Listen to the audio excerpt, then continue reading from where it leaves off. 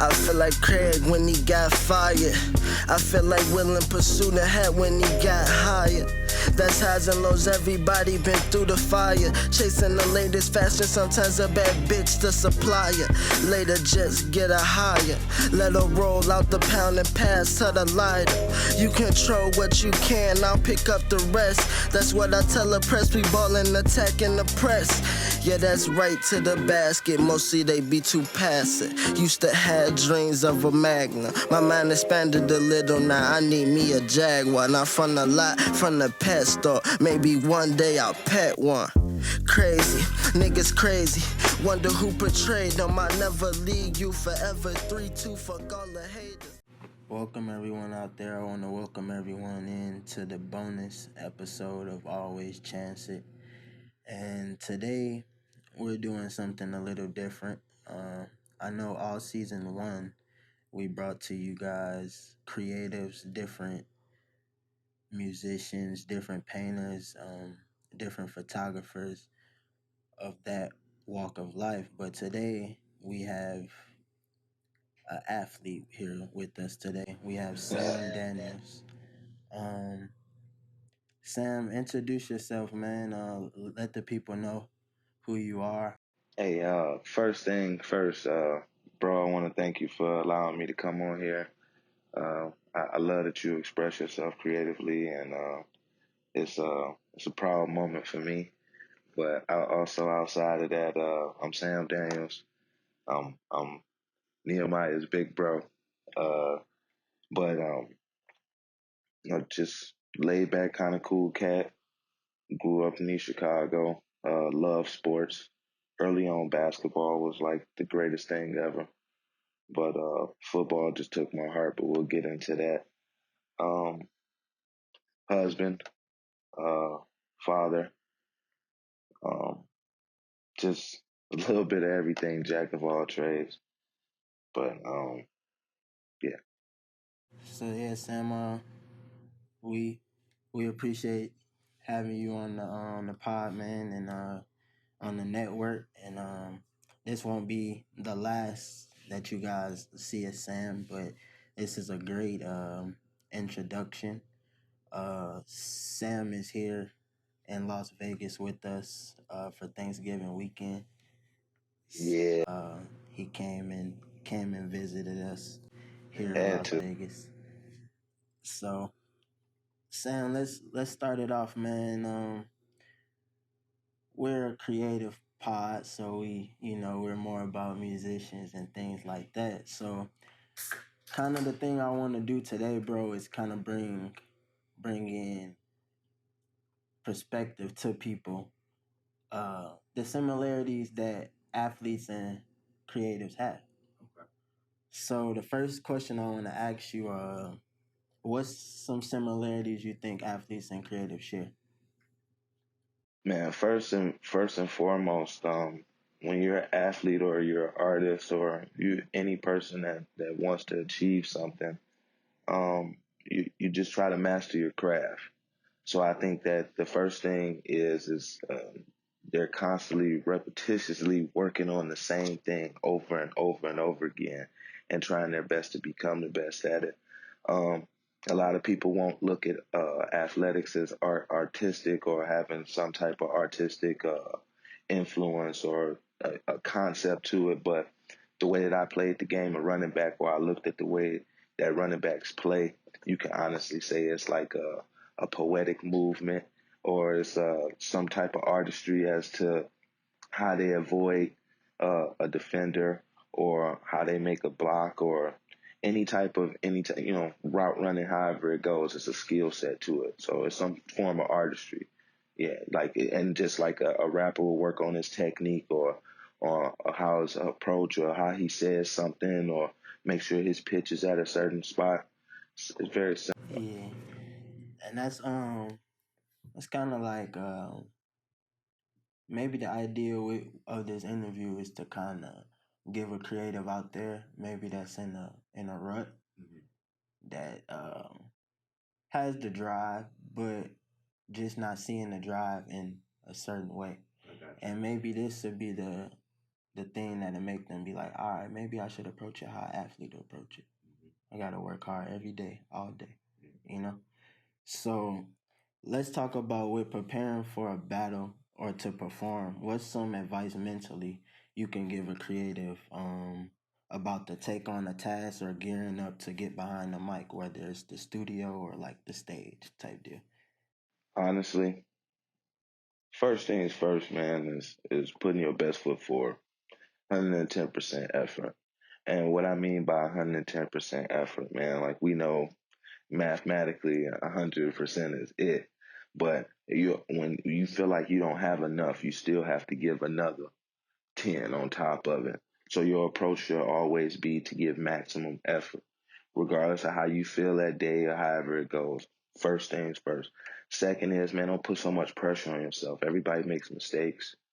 So if you're in the booth or you're painting or you know writing a paper, however it goes, and you make a mistake, man, delete, edit, start back over again. Don't have so much pressure on yourself.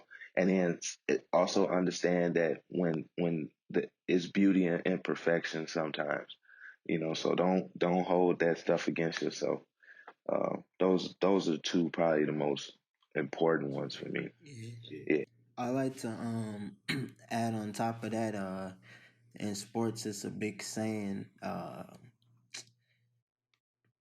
your last game better than your how does that one go? You're only as good as your You're last only as game. good as your last game. Yeah. So that's a good approach too. You're only as good as last time you was in the booth. You're only as good as the last time you was on the stage. Accountability, pretty much. It comes right back full circle with effort and not putting pressure on yourself. You still have to make sure that you're holding yourself to a certain standard, you know. So that's definitely a plus as well. Definitely. So let's talk a little bit about you, man. What's some of the proudest moments as an athlete where you felt you influenced your community positive? That's a tough one. Um, for the simple fact that I feel like I was a very small part of a huge history, even though I'm kind of like up there. But I will honestly say, my senior year when I broke the all-time leading rusher record at the school, um, I think there was a certain group of young guys that were right underneath me that watched me and basically listened and tried to emulate what I did. And not saying that they wanted to be the next Sam Daniels, but they saw the process. Like they actually watched the process and they wanted to do the same exact type of way and wanted to go about their work the same way. I think that They want to create their own. exactly. Yeah, but they saw the hard work that went into it, so they attacked it the same kind of way. And I think that was beautiful. Made it proud. That's a proud moment for you. Most definitely. Definitely. So let's talk a little bit more about on the football side as far as preparing. Before games, who are some of the artists you listen to? Man, I'm a huge just at the time. I honestly tell you, it was Lil Jon. I'm heavily influenced by Atlanta rap. Like no lie. I mean, all the way back to Dungeon Fam, moving forward right now to Young Thug and Migos and them. Like Atlanta rap is has always been a part of my life.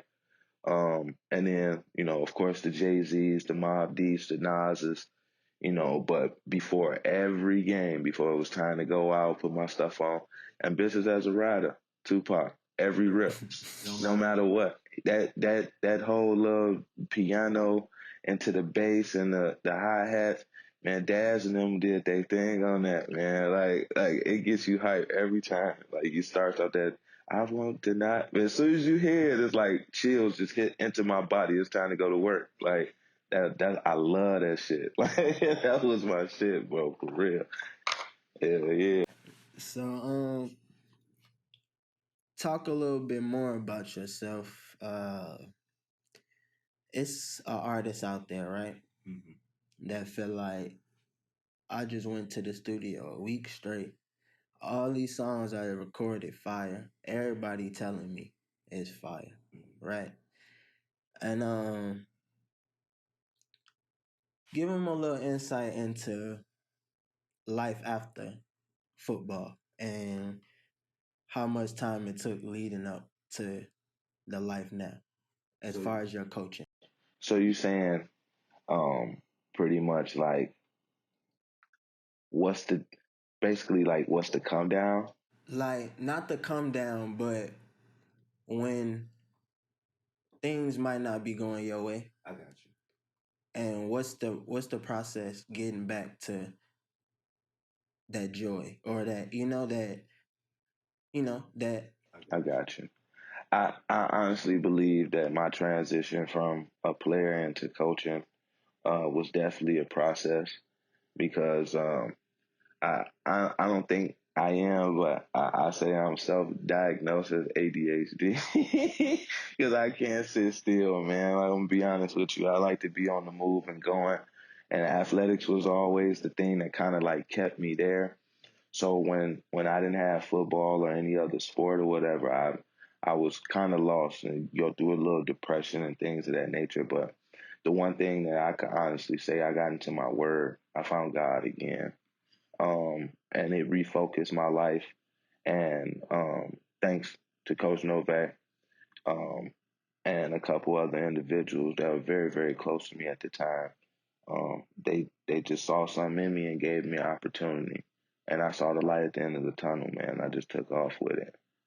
I can honestly tell you, like on some real like coaching, like saved my life, like real stuff. Like it gave me the ambition, even though I had, family. I had everything that I needed. I wasn't struggling for anything, but I was trying to find who Sam was. And Sam is a leader. He's a person that loves life and loves to teach. And when I found out that it wasn't just football that gave me that, but it was the teaching aspect, it's giving, learning different aspects, learning from different people. Like that's my essence of life experiences. So and I feel that's to piggyback on top of that, I feel that that's good content for somebody that's looking to reinvent themselves inside their art too. Like I feel in certain ways you could have did the typical thing what everybody do, keep chasing the dream. You know what I'm saying? When you know for sure it's over, but you just trying to prove to everybody else that it's not. You know what I'm saying? But a lot of times you got to do what you do. Just step back and give all the knowledge that you know. You know what I'm saying? For somebody else to flourish. And that's a big thing I feel the world, can learn from. Just not creatives, but just the world, you know what I mean? Okay. I feel that's like that's some gold right there. So another question as far as coaching in football, do you feel coaching or playing football does your soul more suit? Like which one makes you happy if you had a choice? If you could be in the NFL now, or if you could still be coaching your kids, like what would be? that's about neck and neck. I'm gonna be honest with you, it's about neck and neck. If I could have played in the NFL, dude, I would have did it. You know what I'm saying? Like I think that's every prep kid's life dream. I believe that some of them realize that dream isn't as achievable as others. I will honestly tell you just like this. I think it would suck if I was one of these 5-star guys who ended up going to college, high D major Division I college, and go there for 4 years or 3 years and then go and put themselves their name in the draft and they get drafted in the 7th round and they're barely on a team scratching and trying to make it and they get to the final cut and they get cut. At least I was a kid who wasn't a high ass recruit. Then go, you know what I'm saying? Like it would just be like I think God set that up right for me and made sure that okay, this where you at, buddy. You know what I'm saying? Now it's time for you to move forward. You know what I mean? So I appreciate that. I can say that at least. Definitely. So on the lighter side of coaching, now that you're coaching, who's some of the newer artists that you may hear your kids play that you like? Man, like I say, I'm Atlanta rap all day long. I mean, they have a little bit of everybody: Migos, 21, Young Thug, Future, 2 Chainz. Like that's basically my playlist too. So yeah, but you know they're really into the drill music as well with Dirk and you know those cats. King Von, R.P. King Von, man. Um, but yeah, they definitely are into the yeah Herb. Herbo, but you know they definitely love Herb. So you get a little bit of that, man, for sure. No, man, I appreciate you coming on, man, and giving your insight on the bonus. We don't want to keep y'all too late. We wanna get y'all geared up and ready for season 2.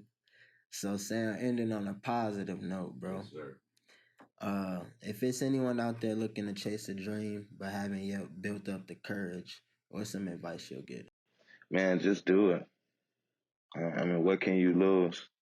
I think at the end of the day, man, the only thing that we have in this life is our hard work and our dedication. If you're not putting those best things forward, man, you giving up the gift. So just try, just go. Just go. Y'all hear him, man. Just go. Always chance it. Real chances, all of that. It's another episode, a bonus episode of season 1 of Always Chance It, brought to you by Real Chances Studio Network. We have Sam Daniels here. Sam, you coach at Portage High School. Portage High School, yes, sir. You'll be there next year, right? Yes. Okay, so you guys can come check out Sam's varsity team. What actual position do you have on the staff? I coach the defensive backs. I'm a DB coach, Okay. corners and safety. So you guys could come check out Sam Secondary, at Portage High School in Portage, Indiana. And like I said again, man, we have another bonus episode of Always Chance It, brought to you by Real Chances Studio Network, a network that's nice as dice and full of opportunities. Checking in and checking out. Peace.